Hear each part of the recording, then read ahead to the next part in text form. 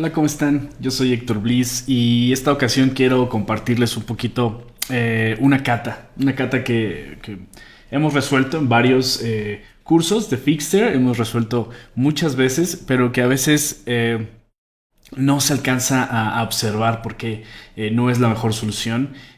Una de estas soluciones es trabajar con arrays. Entonces, al mismo tiempo, esta cata me permite explicar un poquito cuál es la ventaja y la optimización que nos da trabajar con objetos en lugar de arrays. Entonces, voy a resolver esta cata de una forma en la que tradicionalmente la resolveríamos y va a funcionar. De hecho, va a conseguir pasar la mayoría de los tests, excepto uno que toma más de 10 millones de elementos en un array, y como se resuelve con un n cuadrada en un big O notation, o simplemente tiene una complejidad de n cuadrada, o sea que tenemos dos loops uno dentro del otro, pues nunca va a pasar el tiempo correcto y siempre va a mandarte un error de que se te acabó el tiempo, ¿no? Entonces voy a resolverla. Esta cata dice que tienes que sumar los pares que completen un número dado. Entonces, lo que se te entrega en una función que se va a llamar sumPairs, lo que se te entrega es un array de enteros y un número que es tu suma o es el resultado que estás buscando. La cata dice que, por cierto, dejo la cata en el enlace de este video, en la descripción. Lo que dice es que tú debes encontrar los números que sumen este entero, pero que tengan la menor distancia entre ellos. Esto es, si yo estoy mandando un 8, los números que sumarían 8 sería 1 y 7 y tienen 2 en medio. Entonces, esos números serían el resultado porque no hay otro número que sume 8. 8 no puede sumar con ningún otro, siempre sería mayor a 8. Entonces, otro ejemplo de esto sería que si yo pongo, por ejemplo, acá el 1, 7 y pongo acá el 7, 1, por decir algo, el resultado correcto sería 1, 7 porque hay menor distancia entre ellos que 7, 1 porque hay un número en medio.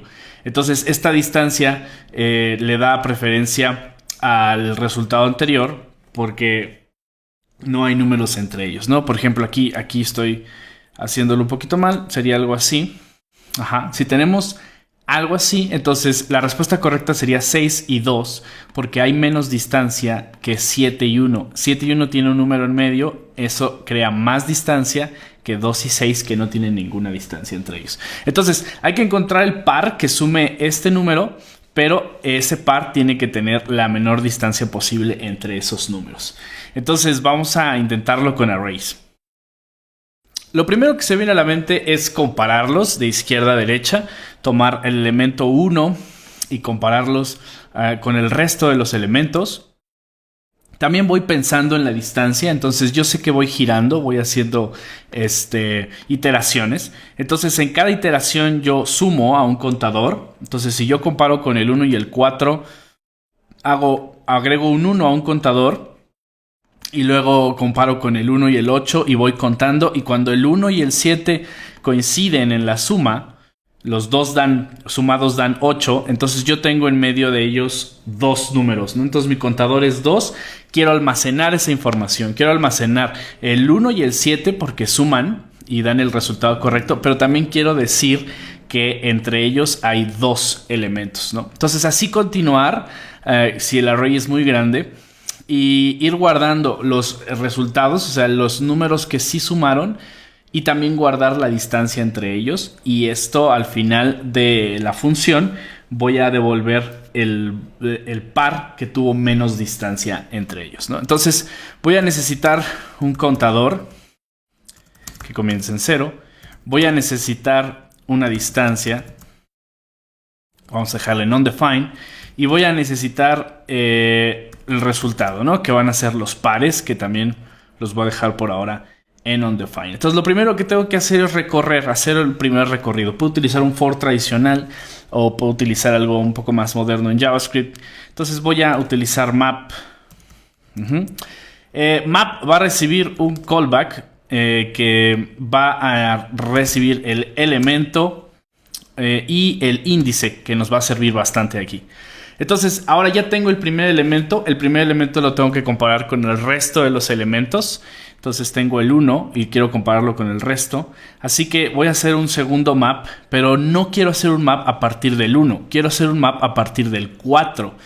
Esto me impide hacer otra vez este map, porque estaría yo recorriendo a partir del 1 y estaría yo comparando el 1 con el 1, y es algo que no quiero hacer.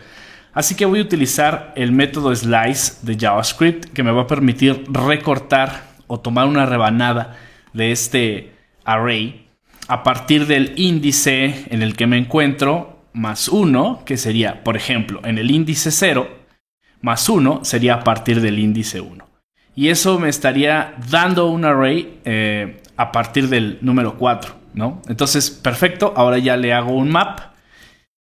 Y de nuevo estoy dentro de este ciclo. Entonces tengo el elemento 2 y aquí voy a tener a J, que va a ser el otro índice, que en realidad este índice no lo voy a ocupar, así que me voy a quedar solo con el elemento 2. Muy bien, entonces ya estamos donde queríamos, donde estamos comparando cada elemento con los números de la derecha. Es muy importante que solo con los de la derecha. Por ejemplo, cuando esté en el 8 acá, cuando tenga el 8, solo se va a comparar con el 7, con el 3 y con el 15.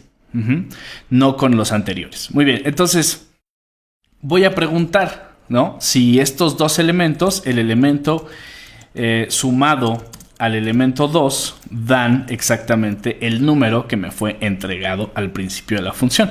Esto es que si suman los dos, 8, ¿no? Si el elemento 1 y el 4 suma 8, si el 1 y el 8 suman 8, o si el 1 y el 7 suman 8.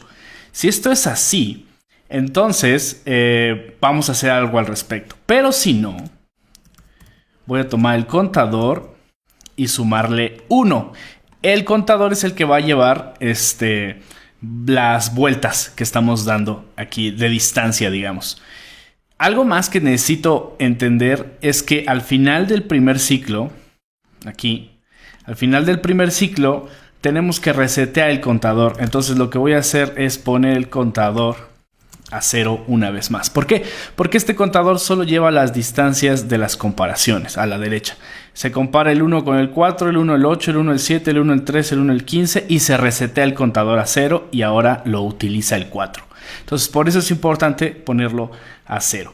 Muy bien, entonces teniendo esto ya, yo voy a comparar, ¿no? Entonces ya sé que si suman 10, entonces voy a almacenar esto en result. Voy a guardar un array con el elemento y el elemento 2. Que eso es justamente lo que voy a devolver en mi función. Eso es exactamente lo que la función devuelve. Un par de números y los números correctos. Y si devuelve undefined es porque no había un par de números correctos. Entonces ese es el resultado. Lo siguiente que voy a almacenar es la distancia. La distancia sería lo que el contador tiene en este momento.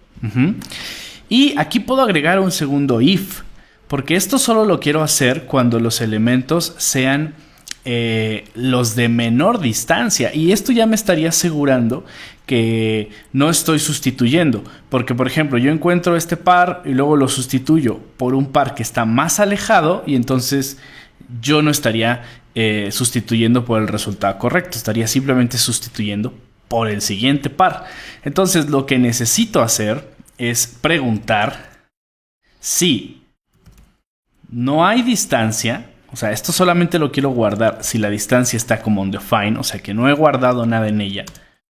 O si la distancia es mayor a lo que hay en el contador. ¿Qué es esto? Estoy preguntando si el contador encontró un par con menor distancia. O sea, ya encontramos que suman, ¿de acuerdo? Ahora estamos preguntando, oye, ¿y esta suma sucedió en una distancia menor a una que hayas guardado anteriormente?